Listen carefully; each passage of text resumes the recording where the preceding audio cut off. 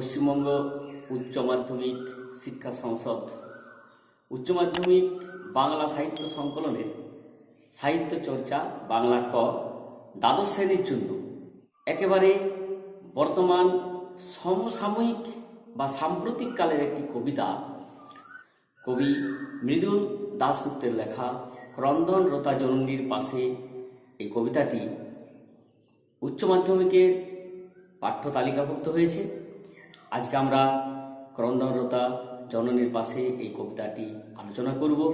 তার পূর্বে কবি সম্পর্কে সংক্ষেপে দু একটি কথা আমাদের অবশ্যই বলতে হয়। তো কবি মৃদুল দাশগুপ্ত সমাজ সচেতন কবি, প্রতিবাদী কণ্ঠস্বর তার কবিতার মধ্যে আমরা পেয়েছি। কবিতার মাধ্যমে তিনি সমাজের অন্যায়, অত্যাচার, শোষণ, বঞ্চনা ইত্যাদি তুলে ধরার চেষ্টা করছেন। যাই হোক, সেই কবি সম্পর্কে আমরা সংক্ষেপে দুই কথা জেনে নিই। জন্ম হুগলির শ্রীরামপুরে 1955 খ্রিস্টাব্দে। শিক্ষা জীবন পূর্ণচন্দ্র বিদ্যালয়, পরে Serampore union institute, Uttarpara Pearymohan college থেকে জীবন বিজ্ঞান বিষয়ে তিনি স্নাতক হন। কর্মজীবন শ্রীরামপুর ইউনিয়ন ইনস্টিটিউটে শিক্ষকতা করেন একেবারে প্রথমে। তারপর 1978 সাল থেকে সাংবাদিকতার পেশায় তিনি যুক্ত হয়ে যান। প্রথমে পরিবর্তন সাপ্তাহিক পত্রিকাতে তিনি যুক্ত ছিলেন, তারপর চলে গেলেন যুগান্তর পত্রিকায়, এবং 1991 সাল থেকে আজ পর্যন্ত বর্তমানে যে একটি পত্রিকা আজকাল, এই আজকাল পত্রিকার সঙ্গে তিনি যুক্ত আছেন। কাব্য কবিতা সাহিত্যকর্ম কবি কলেজ জীবন থেকেই কবিতা লেখা শুরু করেন। তার যে কাব্যগ্রন্থ সেগুলির নাম এখানে উল্লেখ করা হয়েছে। জলপাই কাঠের এসরাজ 1980 সালে প্রকাশিত, এভাবে কাঁদে না 1986 সালে প্রকাশিত, গোপনে হিংসার কথা বলি, সূর্যাস্তে নির্মিত গৃহ, সোনার বুদবুদ, ধান ক্ষেত থেকে। এছাড়া তিনি আনন্দমেলা যে পত্রিকা, সে আনন্দমেলা পত্রিকাতে অনেক ছড়া লিখেছেন। উনার যে ছড়া গ্রন্থ সেগুলোর মধ্যে আছে ঝিকিমিকি ঝিরিঝিরি, ছড়া 50 আর আম পাতা জাম পাতা। পুরস্কার 2000 সালে পশ্চিমবঙ্গ বাংলা একাডেমি পুরস্কার তিনি পান। পশ্চিমবঙ্গ সরকার একাডেমি সম্মানে কবিকে সম্মানিত করেন। 2012 সালে রবীন্দ্র পুরস্কার লাভ করেন। কবি এখনো লিখে চলেছেন। কবি মৃদুল দাশগুপ্তের লেখা ক্রন্দনরতা জননীর পাশে এই কবিতাটি ধান ক্ষেত থেকে কাব্যগ্রন্থ থেকে নেওয়া হয়েছে। অর্থাৎ এখানে ছাত্রছাত্রীদের একটু সচেতন থাকতে হয়। এই কারণে আমরা লক্ষ্য করেছি সকলের লেখে কি ধান ক্ষেত থেকে, কিন্তু পুরো কাব্যগ্রন্থের নাম হচ্ছে ধান ক্ষেত থেকে। অর্থাৎ ক্রন্দনরতা জননীর পাশে এই কবিতাটি ধান ক্ষেত থেকে কাব্যগ্রন্থের অন্তর্ভুক্ত হয়েছিল। তো এই কাব্যগ্রন্থটি 2007 সালে প্রকাশিত হয়। পরবর্তীকালে ক্রন্দনরতা জননীর পাশে এই কবিতাটি দ্বাদশ শ্রেণীর অন্তর্ভুক্ত হয় এবং পুনরায় সেই কাব্যগ্রন্থটি 2011 সালে প্রকাশিত হয় ওই একই নামে ধান ক্ষেত থেকে। এরপর আমরা চলে যাচ্ছি প্রেক্ষাপট। কবিতাটির প্রেক্ষাপট আলোচনা প্রসঙ্গে বলা যায় যে 2006 সালে সিংহের ভেড়ি বাজে মেলিয়া, এখানে টাটা গোষ্ঠী ভারী শিল্প গড়ার লক্ষ্যে জমি অধিগ্রহণ শুরু করে। সেখানকার নারী পুরুষ নির্বিশেষে সকল মানুষ একত্রিত হয় এবং সকলে প্রতিবাদে সামিল হন। মূলত দোফসলি জমি কোনো অবস্থাতেই তারা হস্তান্তর করবে না, এই নিয়ে দীর্ঘ একটা লড়াই, একটা সংগ্রাম সারা ভারতবর্ষ তথা আন্তর্জাতিক ক্ষেত্রকে একেবারে নাড়িয়ে দিয়েছিল। সেই প্রেক্ষাপটে কবি এই কবিতাটি লিখেছেন। কবির বাড়ি সেই হুগলি অঞ্চলেই। তিনি কলেজ জীবনে বা স্কুল জীবনে সেখানে অনেক ঘুরেছেন। সেখানকার জমির যা স্বরূপ তিনি জানেন। যেভাবে হোক সেখানকার যে আন্দোলন, সে আন্দোলন চারিদিকে ছড়িয়ে পড়ে। বিভিন্ন প্রতিবাদে শিল্পী সাহিত্যিক থেকে শুরু করে সাধারণ মানুষ এই প্রতিবাদে গর্জে ওঠেন। শেষ পর্যন্ত টাটা গোষ্ঠী তাদের কারখানা বন্ধ রাখতে বাধ্য হয় এবং পরবর্তীকালে এটা মূলত একটা ইতিহাস। তার পরবর্তীকালে অনেক আইনি লড়াইয়ের পর জমি ফেরত ইত্যাদি প্রসঙ্গগুলি আছে। তো যাই হোক, এখানে মূল বিষয়টি হচ্ছে যে 2006 সালে সিঙ্গুরে ভারী শিল্প বা কলকারখানা গড়ে ওঠাকে কেন্দ্র করে, জমি দখলকে কেন্দ্র করে সাধারণ মানুষের সঙ্গে তৎকালীন শাসক পক্ষের একটা বিরাট লড়াই কিন্তু শুরু হয়েছিল। সেখানে একটি যুবতী মেয়ের ছিন্ন ভিন্ন যে দেহ, তাকে কেন্দ্র করেও কিন্তু আলোড়িত হয়ে উঠেছিল। কবিতায় কিন্তু সেটা উল্লেখ করেছেন। তো কবি বলতে চাইছেন কি, যে জমি হচ্ছে মাতৃস্বরূপা, অর্থাৎ মা যেমন সন্তানকে আগলে রাখেন, সন্তানকে বড় করে তোলেন, এই জমিও কিন্তু চাষিদের কাছে, কৃষকদের কাছে মাতৃস্বরূপা। সেই জমি যদি দখল হয়, তাহলে সেই জমি অর্থাৎ মায়ের অপমান, সে মায়ের অপমান দেখে সন্তান কখনো চুপ থাকতে পারে না।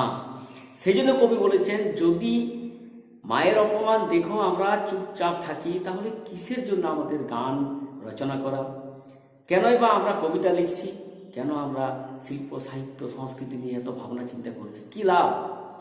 তিনি লক্ষ্য করেছেন যে সেখানকার যে নিহত ভাই, অর্থাৎ সমস্ত মানুষ তার ভাই, সেই মানুষের যে শবদেহ, তার ভাইয়ের শবদেহ দেখে তিনি বিচলিত হয়েছেন এবং সেই জন্য তিনি সমাজ মূল্যবোধ নিয়ে নানা রকম প্রশ্ন তুলেছেন। যে মেয়ে নিখোঁজ হয়ে গেছে, জঙ্গলে তাকে পাওয়া গেছে, তার বিচার চেয়ে যদি আমরা বিধির দিকে চেয়ে থাকি, অর্থাৎ কবি সে কথাই বলতে চাইছেন যে আমরা যদি প্রতিবাদ না করি, অন্যায়ের বিরুদ্ধে আমরা যদি গর্জে না উঠি, বিধাতার ভরসায় বসে থাকলে কি বিচার আমরা পাবো কি? তো যাই হোক, কবি তার কবিতার মধ্য দিয়ে সেই কবিতাকে তিনি বারুদ বা বিস্ফোরণের আগে সেই কবিতাকে তিনি হাতিয়ার করতে চাইছেন এবং প্রতিবাদে গর্জে উঠতে চাইছেন। এই হচ্ছে কবিতার একটা বিষয় সংক্ষেপ এবং প্রেক্ষাপট, দুটো একই সঙ্গে বলে দিলাম। এরপর আমরা চলে যাচ্ছি কাব্য সত্য এবং চিরন্তন সত্য প্রসঙ্গে। আমরা এই প্রসঙ্গটি নিয়ে এলাম, কাব্য সত্য এবং চিরন্তন সত্য প্রসঙ্গটি। এখানে দু চার কথা বলার আছে, অবশ্যই বলা দরকার। তো যাই হোক, আমরা এই কবি কাকে বলি, কবিতা কাকে বলে, বা কবিতার উদ্দেশ্য বা কি, কবিতার প্রধান আবেদন কোথায়, এই নিয়ে কিন্তু সাহিত্যের রূপরীতি প্রসঙ্গে অনেক বিষয় উল্লেখ করা আছে। রবীন্দ্রনাথ ঠাকুর সাহিত্যের যেখানে সংজ্ঞা দিয়েছেন, সেই সাহিত্যের সংজ্ঞাকে কিন্তু সমালোচকেরা কবিতার সংজ্ঞা হিসেবে ধরে নেন। তিনি কি বলছেন? বহিঃপ্রকৃতি ও মানব চরিত্র, মানুষের হৃদয়ে অনুক্ষণ যে আকার ধারণ করিতেছে, যে সঙ্গীত ধ্বনিত করিয়া তুলিতেছে, ভাষায় রচিত সেই চিত্র এবং সেই গানে হচ্ছে সাহিত্য। রবীন্দ্রনাথ ঠাকুর সাহিত্যের সংজ্ঞা প্রসঙ্গে যা বলেছেন, মূলত সমালোচকেরা তাকেই কবিতার সংজ্ঞা হিসেবে ধরে নেন। ওয়ার্ডসওয়ার্থের মতে, poetry is the spontaneous overflow of powerful feelings. কবিতার প্রথম এবং প্রধান লক্ষণ হিসাবে গ্রহণ করা যায় কবির গভীর অনুভূতি এবং সৃজনশীল কল্পনা। গভীর অনুভূতি এবং সৃজনশীল কল্পনা, যার একটি ঋদ্ধ প্রকাশ ঘটলে আমরা তাকে গ্রহণ করি কবিতা হিসেবে। ঠিক আছে, তাহলে কবিতার উদ্দেশ্য কি? কবিতার উদ্দেশ্য নীতি প্রচার, শিক্ষা দান, রাজনীতি বা সমাজনীতি, এগুলি প্রচার কিন্তু উদ্দেশ্য নয়। অর্থাৎ নীতি প্রচার, সমাজনীতি, রাজনীতি, এগুলি কবিতার উদ্দেশ্য হতে পারে না। কাব্যের উদ্দেশ্য কি? কাব্যের উদ্দেশ্য হচ্ছে জগৎ এবং জীবনের রহস্যকে সুন্দর করে, রসস্নিগ্ধ করে প্রকাশ করা। সেই জন্য কবির কাছে সৌন্দর্য পরম সত্য বলে পরিগণিত হয় এবং যা কল্পনায় তিনি সত্য বলে জানেন তাই হচ্ছে সুন্দর। তাহলে আমরা দেখছি যে কবিতার উদ্দেশ্য রাজনীতি, সমাজনীতি, ধর্মপ্রচার কোনোটাই কিন্তু নয়। কিন্তু আমরা দেখেছি আমাদের কাব্য সাহিত্য আলোচনা প্রসঙ্গে দেখেছি যে বিভিন্ন সময়ে আমাদের কাব্যের প্রেক্ষাপট পাল্টে গেছে। আমরা 1923 থেকে শুরু করি, রবীন্দ্র সাহিত্য থেকে বেরিয়ে আসার জন্য, রবীন্দ্র কাব্যাদর্শ ভাব আঙ্গিক থেকে বেরিয়ে আসার জন্য 1923 খ্রিস্টাব্দে গোকুলচন্দ্র নাগ এবং দীনেশ রঞ্জন দাসের সম্পাদনায় কল্লোল পত্রিকা প্রকাশিত হয়। সেখানে অচিন্ত্য কুমার সেনগুপ্ত ছিলেন। আমাদের আধুনিক কবি, শিল্পী, সাহিত্যিকেরা অনেকেই কিন্তু সেখানে যুক্ত ছিলেন। তো পরবর্তীকালে একটু বাড়াবাড়ি হয়েছিল, সে প্রসঙ্গটা সকলেই জানেন বা ছাত্রছাত্রীরাও জানো, যে রবীন্দ্র ভাব, রবীন্দ্র কাব্য সাহিত্য এবং রবীন্দ্র ভাবনা থেকে বেরিয়ে আসতে গিয়ে ব্যক্তিগতভাবে কিন্তু রবি ঠাকুরের উপর আক্রমণ শুরু হয়েছিল। তো যাই হোক, মূলত আমরা দেখেছি যে একটা প্রেক্ষাপট কিন্তু পাল্টে যাচ্ছে কাব্য সাহিত্যের ক্ষেত্রে। শুধু কাব্য কেন, বিভিন্ন সাহিত্য, কাব্য সাহিত্য, নাট্য সাহিত্য, প্রবন্ধ সাহিত্য, উপন্যাস সাহিত্য, সমস্ত কিছুতেই কিন্তু আমরা দেখেছি একটা প্রেক্ষাপট কিন্তু পরিবর্তন হচ্ছে। কারণ বিশ্বযুদ্ধ সংগঠিত, প্রথম বিশ্বযুদ্ধ 1914 সাল, 1914 থেকে 1919 সংগঠিত হওয়ার পর সারা পৃথিবীব্যাপী একটা আমূল পরিবর্তন লক্ষ্য করা যাচ্ছে। আদর্শ, নীতি, নৈতিকতা, মূল্যবোধের পরিবর্তন হচ্ছে। পরবর্তীকালে আমরা যখন দ্বিতীয় বিশ্বযুদ্ধে যাব, সেখানে তো আরও বিশেষ করে আদর্শ, মূল্যবোধ কিভাবে একেবারে ভেঙে টুকরো টুকরো হয়ে যাচ্ছে, এবং দেশ বিভাগজনিত সমস্যা, উদ্বাস্তু সমস্যা এবং মন্বন্তর, দাঙ্গা ইত্যাদি আমরা লক্ষ্য করছি। নাট্য সাহিত্যের ক্ষেত্রে আমরা দেখেছি যে নাটকের ধারা চলতে চলতে চলতে চলতে একটা পর্যায়ে এমন এলো, সেখানে গণনাট্য এবং নবনাট্য আন্দোলনের ধারা সূচনা হলো। গ্রামের কৃষক, চাষিরা জোরদার জমিদারের কাছ থেকে কিভাবে অত্যাচারিত হয়েছে তার বাস্তব রূপ ফুটিয়ে তোলার জন্য বিভিন্ন গ্রামে গ্রামে কিন্তু এই নাটকের দল গিয়ে তারা নাটক মঞ্চস্থ করেছে, জনগণকে সচেতন করেছে।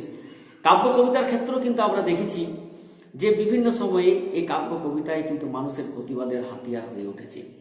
একটা সময় রবীন্দ্রনাথ ঠাকুর কাজী নজরুল ইসলামকে বলেছিলেন, শুনলাম তুমি নাকি আজকাল তরোয়াল দিয়ে দাড়ি চাঁচা শুরু করেছ, সেই কাজের জন্য খুঁড়ে যথেষ্ট। অর্থাৎ তিনি বলতে চাইছেন যে কাব্যের উদ্দেশ্য কিন্তু এটা নয়, কাব্যের উদ্দেশ্য অন্য জায়গায়। কিন্তু আমরা দেখেছি যে বিভিন্ন সময়ে এই কাব্য বা সাহিত্যের বিভিন্ন ধারায় বিভিন্ন প্রতিবাদ সংগঠিত হয়েছে, আন্দোলন সংগঠিত হয়েছে, লেখকের সে লেখনী শক্তি দ্বারা গণ আন্দোলন সংগঠিত হয়েছে। তো কবি মৃদুল দাশগুপ্ত সেই জায়গাতেই কিন্তু প্রশ্ন তুলেছেন যে আমরা শিল্প বা মূল্যবোধ ইত্যাদি নিয়ে কি করব? শিল্পী মানুষ, শিল্পীরাও তো মানুষ, সমাজের তারা একজন প্রতিনিধি এবং সামাজিকভাবে তারা বসবাস করছে। অর্থাৎ সমাজের মানুষ হয়ে অত্যাচার, অন্যায়ের বিরুদ্ধে প্রতিবাদ করা দরকার। তো কবি বেছে নিয়েছেন তার রং তুলি, তার কলম। কাজী নজরুল ইসলাম সম্পর্কে বিভিন্নভাবে কিন্তু সমালোচনা হয়েছিল, কবিকে অনেক আঘাত সহ্য করতে হয়েছে। কবি তার আমার কৈফিয়ত কবিতায় তার সম্পর্কে ওঠা যাবতীয় যে সমালোচনা তার প্রত্যুত্তর দিয়েছিলেন। তো এক জায়গায় তিনি কি বলেছিলেন, বন্ধুগো আর বলিতে পারি না, বড় বিষ জ্বালা এই বুকে, দেখিয়া শুনিয়া খেপিয়া গিয়াছি, তাই যাহা আসে কই মুখে, রক্ত ঝরাতে পার না তো একা, তাই লিখে যায় রক্ত লেখা, বড় কথা বড় ভাব আসে না কো মাথায়, বন্ধু বড় দুঃখে, অমর কাব্য তোমরা লিখিও, যাহারা আছো সুখে। যুগের না হয় হুজুগের কবি, নজরুল ইসলাম এই কথা বলেছিলেন, যুগের না হয় হুজুগের কবি। তো ঠিক আছে, তার সম্পর্কে সমালোচনা হোক, কিন্তু তিনি সমাজের অন্যায় অত্যাচার যখনই দেখেছেন তার কাব্যে কিন্তু তার রূপ দান করেছেন। আমরা মৃদুল দাশগুপ্তকে কিন্তু পরবর্তীকালে একেবারে সাম্প্রতিক প্রেক্ষাপটে সিঙ্গুর আন্দোলনকে কেন্দ্র করে এই কবিতার কিন্তু তার সে প্রতিবাদ আমরা দেখতে পাচ্ছি। তো যাই হোক, এখানে আমরা মূলত এই কাব্য সত্য চিরন্তন সত্য প্রসঙ্গে আলোচনা করলাম, যে কাব্য সত্য চিরন্তন সত্য, অর্থাৎ কাব্য হচ্ছে সত্যশীল এবং সুন্দর। কিন্তু পরবর্তীকালে এই কাব্য কবিতা বিভিন্ন ভাবে কিন্তু প্রেক্ষাপট বদলে দিয়েছে, বদলে নিয়েছে, কবিরা বদলে দিয়েছেন। তো সমালোচনা প্রসঙ্গে বলতে হয় যে আমাদের এই পাঠ্য কবিতাটি ক্রন্দনরতা জননীর পাশে, এই কবিতাটি বিভিন্নভাবে হয়তো সমালোচকেরা তুলে ধরছেন, কিন্তু আমাদের এখানে দুটো বক্তব্য বিষয় আমরা পেয়েছি। সেই সমালোচক হিসেবে তাদের বক্তব্যটা কিন্তু এখানে মনে রাখা একান্ত জরুরি। প্রথমে আমি বলবো যে মৃদুল দাশগুপ্তের ক্রন্দনরতা জননীর পাশে এই কবিতায় সমাজ ভাবনা ফুটে উঠেছে। সঞ্জয় মুখোপাধ্যায় মৃদুল দাশগুপ্তের কবিতাকে বলেছেন যে ব্যক্তিগত স্তর থেকে সামাজিক স্তরে যাওয়ার করিডোর বিশেষ, আর এই করিডোর থেকে তিনি প্রত্যাঘাত হানেন। ঠিক ব্যক্তিগত স্তর থেকে সামাজিক স্তরে পৌঁছে গেছেন। কবির কবিতার মূল্যায়নে অভিক মজুমদারের মন্তব্য কিন্তু খুব গুরুত্বপূর্ণ। তিনি কি বলছেন একটু দেখে নিন। তিনি বলছেন যে কোনো বিশেষ দল, দলীয়তা নয়, এক ধরনের মানুষের আন্দোলন বারবার মৃদুলকে আলোড়িত করে, তাকে নাড়িয়ে দেয়।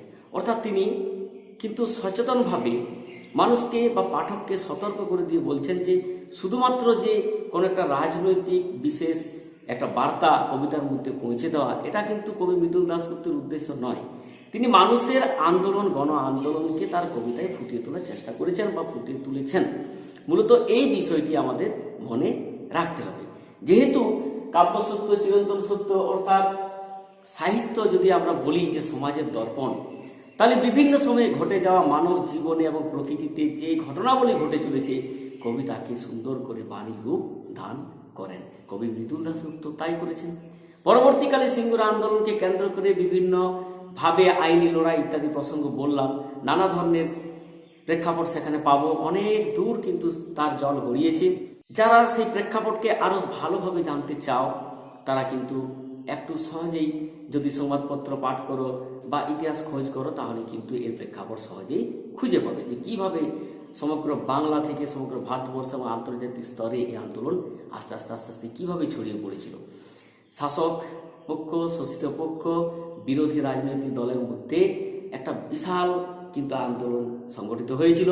তারই প্রেক্ষাপটে আমাদের এই কবিতা উপহার, ক্রন্দনরতা জননীর পাশে। যাই হোক, এরপরে আমরা কবিতার নিবিড় পাঠে চলে যাব। ক্রন্দনরতা জননীর পাশে, মৃদুল দাশগুপ্ত। ক্রন্দনরতা জননীর পাশে এখন যদি না থাকি, কেন তবে লেখা, কেন গান গাওয়া, কেন তবে আঁকা আঁকি? নিহত ভাইয়ের সব দেহ দেখে নাই যদি হয় ক্রোধ, কেন ভালোবাসা, কেন বা সমাজ, কিসের মূল্যবোধ? যে মেয়ে নিখোঁজ, ছিন্ন ভিন্ন জঙ্গলে তাকে পেয়ে, আমি কি তাকাবো আকাশের দিকে বিধি বিচার চেয়ে? আমি তা পারি না। যা পারি কেবল সেই কবিতায় জাগে আমার বিবেক, আমার বারুদ বিস্ফোরণের আগে। তাহলে কবি বলছেন যে ক্রন্দনরতা জননীর পাশে এখন যদি না থাকি, অর্থাৎ মা তার সন্তানকে বিভিন্ন প্রতিবন্ধকতার মধ্য দিয়ে মানুষের মতো মানুষ করে গড়ে তোলেন। সে মায়ের অপমান সন্তান কি কখনো সহ্য করতে পারে? কবি সেই কথাই বলছেন যে ক্রন্দনরতা জননীর পাশে এখন যদি না থাকি। এখানে ক্রন্দনরতা জননীর অর্থে আমাদের এই সমগ্র মাটি, মা বলতে এখানে কিন্তু আমাদের দেশ। কবি মৃদুল দাশগুপ্ত মা বলতে নিজের দেশকে বোঝাতে চেয়েছেন, অর্থাৎ নিজের দেশের অপমান তিনি কখনোই সহ্য করতে পারবেন না। সেই জন্য তিনি বলছেন কেন তবে লেখা, কেন গান গাওয়া, কেন তবে আঁকা আঁকি। অর্থাৎ লেখালেখি, গান গাওয়া এবং আঁকা আঁকি কিসের জন্য? মানুষের শুধু কি সেগুলি নান্দনিকতার দিক, তার বাইরে আর অন্য কিছু নয়। কারণ কবি হচ্ছেন একজন সামাজিক জীব। সামাজিক জীব হিসেবে তার আর 5টা মানুষের মতো কর্তব্য, দায়িত্ব সবই রয়েছে। তাহলে শুধু শুধু লিখে গেলাম, শুধু ছবি আঁকলাম, গান গাইলাম, ব্যাস, আর কিছু না। কবি সেই কথাই কিন্তু এখানে বলতে চেয়েছেন। নিহত ভাইয়ের সব দেহ দেখে নাই যদি হয় ক্রোধ, অর্থাৎ যে ভাই মারা যাচ্ছে, অর্থাৎ দেশের কোনো মানুষ মারা গেলে সে তো সম্পর্কে আত্মীয়, ভাই, একই দেশের মানুষ। তাহলে একটা আন্দোলনে বা একটা অন্যায়ের প্রতিবাদ করতে গিয়ে কেউ যদি মারা যায়, তার সব দেহ দেখে যদি ক্রোধ না হয়, অর্থাৎ যদি তার বিচার না চায় মানুষ, তাহলে কেন ভালোবাসা, কেন বা সমাজ, কিসের মূল্যবোধ? অর্থাৎ আমরা যে বলি মানুষ মানুষকে ভালোবাসে, এই ভালোবাসা কিসের? চোখের সামনে মৃত ভাইয়ের সব দেহ দেখে এই ভালোবাসা কোথায় গেল? কবি সে কথাই বলতে চাইছেন। লোক দেখানো ভালোবাসা তার প্রয়োজন নেই। তিনি যদি সঠিকভাবে মানুষকে ভালোবাসেন, তাহলে তার প্রতিবাদ করা দরকার। কবি সে কথাই বলতে চাইছেন। আর এই সমাজ আমরা করি, এই সমাজে সুষ্ঠুভাবে বসবাস করতে গেলে সামাজিক শৃঙ্খলা, সামাজিক নিয়মের মধ্যে আমরা বসবাস করি, কিন্তু সেখানে প্রত্যেকে আমরা কিন্তু পরের তরে। সেই সমাজে একে অপরের সহযোগিতায় আমরা এগিয়ে যাব, এটাই স্বাভাবিক। কবি সে কথাই বলতে চেয়েছেন। এবং কিসের মূল্যবোধ, এই মূল্যবোধ শব্দটি আমরা প্রায়ই কিন্তু ব্যবহার করি, অর্থাৎ এই যে আদর্শ, নীতি, এই নীতি নৈতিকতা, এই কথাগুলি আমরা বলি, এই সমস্ত কিছু নিয়েই হচ্ছে মূল্যবোধ, অর্থাৎ আমাদের সমাজের বা সামাজিক স্তরে বেঁচে থাকার কিছু নিয়ম, তার প্রসারিত একটা রূপ। যে মেয়ে নিখোঁজ ছিন্ন ভিন্ন জঙ্গলে তাকে পেয়ে, অর্থাৎ এই আন্দোলনের সময় লক্ষ্য করা গেছে যে একটি যুবতীর ছিন্ন ভিন্ন দেহ জঙ্গলে আবিষ্কার হয়েছিল। তো সেই মেয়ের লাশ পেয়ে আমি কি তাকাবো আকাশের দিকে বিধির বিধান চেয়ে, অর্থাৎ ছিন্ন ভিন্ন যে মেয়ের সে লাশ, তাই দেখে কবি বলছেন যে আমি কি বিধির বিধান চেয়ে আকাশের দিকে তাকিয়ে থাকবো, তাহলে কি সঠিক বিচার পাবো? আমি তা পারি না। কবি সঙ্গে সঙ্গে বলছেন যে তিনি তা পারেন না, যা পারি কেবল সেই কবিতায় জাগে আমার বিবেক, অর্থাৎ কবিতার মধ্য দিয়ে কবি তার বিবেককে ফুটে তুলতে চাইছেন, অর্থাৎ অন্যায়ের প্রতিবাদ করতে চাইছেন। কবিতার মাধ্যমে তিনি সে কথা ফুটিয়ে তুলছেন। কবি শুধু শুধু বিধাতার যে কখন বিচার, বিধাতা কখন বিচার করবেন, অন্যায়ের কখন বিচার হবে, সেই জন্য তিনি হাত পা গুটিয়ে বসে থাকতে চান না। কবি যা পারেন, অর্থাৎ কবির ক্ষমতা আছে, কবির দায়িত্ব আছে, কবির কর্তব্য আছে, কবি কবিতা লেখেন, সেই কবিতার মাধ্যমেই তিনি প্রতিবাদে গর্জে উঠেছেন এবং এই কবিতার মধ্যেই তার বিবেক জাগরিত হয়েছে। আমার বারুদ বিস্ফোরণের আগে, অর্থাৎ বিস্ফোরণ হওয়ার আগে বারুদকে তিনি মজুত করতে চাইছেন, যে কোনো সময় তা বিস্ফোরণ হতে পারে, অর্থাৎ তার প্রতিবাদের ভাষা তিনি কবিতার মাধ্যমে ফুটিয়ে তুলতে চাইছেন, কবি এই কথাই বলছেন। তো যাই হোক, সামগ্রিক আলোচনা প্রসঙ্গে এরপর আমরা বলতে পারি যে কবি সিঙ্গুরের আন্দোলনের পটভূমিকায় এই কবিতা রচনা করে তিনি সেই মাটি এবং সেই কৃষকদের পাশে তাদের একজন শরিক হয়ে দাঁড়িয়েছিলেন, রুখে দাঁড়িয়েছিলেন। এবং কবি সে কথায় অন্যান্য শিল্পী, সাহিত্যিক, কবি সকলকেই কিন্তু এই বার্তা দিতে চাইছেন যে সকলেই একটা সমাজ, সকলেই তো তারা সামাজিক জীব, প্রত্যেকেরই কিন্তু সমাজের প্রতি একটা দায়িত্ব কর্তব্য রয়েছে এবং এই অন্যায়ের প্রতিবাদ করা দরকার। বিভিন্ন সময়ে আমরা দেখেছি যে সারা পৃথিবীতে বিভিন্ন সময়ে শাসক পক্ষ সাধারণ মানুষের উপর অনেক সময় ক্ষমতার দম্ভে একেবারে অন্ধ হয়ে অত্যাচার করেছে। সেই প্রেক্ষাপটে আমরা দেখেছি যে কবি, শিল্পী, সাহিত্যিকেরা কিন্তু রাস্তায় নেমেছেন, প্রতিবাদ করেছেন, যে যেভাবে করেছেন, কেউ কবিতার মাধ্যমে, কেউ ছবির মাধ্যমে, কেউ গল্প, উপন্যাস, নাটকের মাধ্যমে প্রতিবাদ করেছেন। কবি এখানে সেই কথাই বলতে চাইছেন। তো যাই হোক, ছাত্রছাত্রীদের উদ্দেশ্যে বলি যে তোমরা কবিতাটি ভালো করে একটু পাঠ করবে। কবিতাটি পাঠ করার পরে এর মূল ভাববস্তুটা অবশ্যই মনে রাখবে এবং প্রশ্নগুলি ভালো করে বুঝে উত্তরগুলি লেখার চেষ্টা করবে। আশা করছি সকলে বুঝতে পেরেছ, সকলের ভালো লেগেছে। যাই হোক, বাড়িতে একটু পরিশ্রম করো, পড়াটা ঠিক করে পড়ো, তাহলেই কিন্তু তোমরা সুন্দরভাবে প্রশ্নের উত্তর লিখতে পারবে। এবং শুধু প্রশ্নের উত্তর লেখা না, কবিতার মূল ভাববস্তু, কবিতার মূল বিষয়টি বুঝে নিয়ে আসলে যে কবিতা পাঠ করার পরে তোমরা কি শিখলে, কবিতার মাধ্যমে কি কি বিষয় উত্থাপন করা যায়, সেটাও কিন্তু তোমরা শিখতে পারবে। যাই হোক, সকলে ভালো থাকো, সুস্থ থাকো, সকলকে ধন্যবাদ।